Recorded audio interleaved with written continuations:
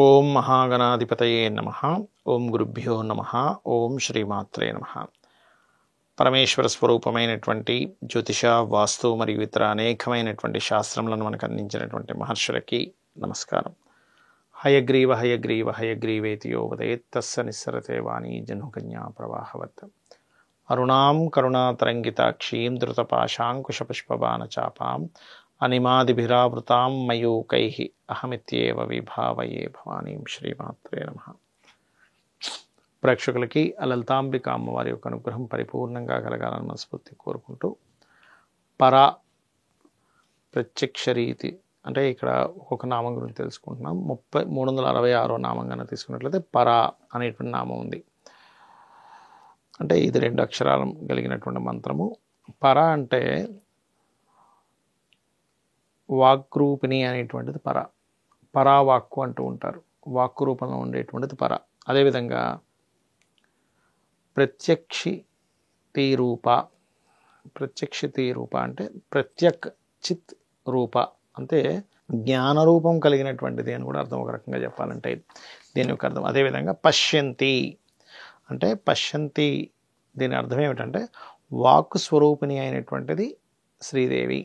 ఇప్పుడు చూడండి, ఎవరికైనా ఇవాళ రేపు ఆటిజం రిలేటెడ్ సంబంధించిన బాగా పెరుగుతున్నాయి. ఎందుకు వస్తుందండి ఆటిజము అంటే, పంచమ స్థానం పాడైతే జ్యోతిష్ శాస్త్రరీత్యా, 3వ స్థానం అంటే కమ్యూనికేషన్ పాడైతే వాళ్ళకి పంచమం అంటే ఆలోచన. ఈ ఆలోచన ఇంటెలిజెన్స్ అనేటువంటిది వారికి ఒక సరిగ్గా వాళ్ళకి చూడండి, 5వ తరగతిలో ఉన్నాడు అనుకోండి, వాళ్ళకి 2వ తరగతి ఉన్నంత ఇంటెలిజెన్స్ ఉంటుంది. ఎందుకు? పంచమ స్థానం పాడవడం వల్ల. 3వ స్థానం పాడైతే వాళ్ళకి అన్నీ తెలుస్తుంటాయి, కానీ చెప్పడం, కమ్యూనికేషన్ సరిగ్గా రాదు. అలాంటప్పుడు ఓం పశ్యంతిని, ఓం పశ్యంతి నమః అనుకోవచ్చు. ఓం పశ్యంతి నమః అంటే ఈ పశ్యంతి అనేటువంటి నామం వల్ల ఏమవుతుందంటే వాక్ సంబంధించినటువంటి ఇవి పెరుగుతూ ఉంటాయి. అదేవిధంగా పరదేవత, పరాపశ్యంతిని రూప పరదేవత అంటే ఇక్కడ కనుక మీరు గమనించుకున్నట్లయితే ఈ యొక్క పరా, దాని తర్వాతది ప్రత్యక్షితి రూప, పశ్యంతి, పరదేవత. ఈ పరదేవత అనేటువంటి నామాన్ని మనం ప్రత్యేకంగా పలికేటప్పుడు ఓం పరదేవతాయే నమః అని కూడా అనుకోవచ్చు. కాకపోతే ఏంటంటే మీరు చూడండి, కామాక్షి అమ్మవారి నామాలు చెప్పేటప్పుడు కూడా చాలామంది ఓం కామాక్షి పరదేవతాభ్యో నమః అంటూ ఉంటాం.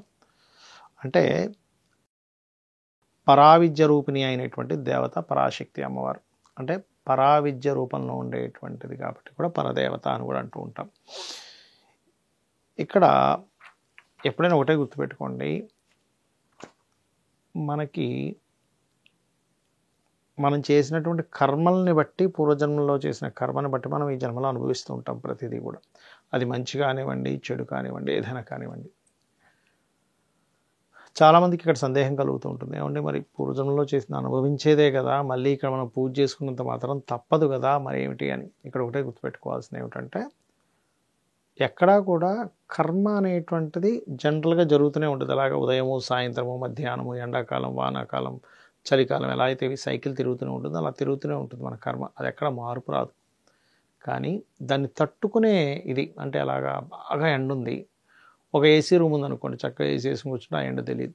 బాగా చలి ఉంది, చక్కటి కోట్ ఉంది లేదా హీటర్ ఉంది ఇంట్లో పెట్టుకోవడానికి, తెలియదు.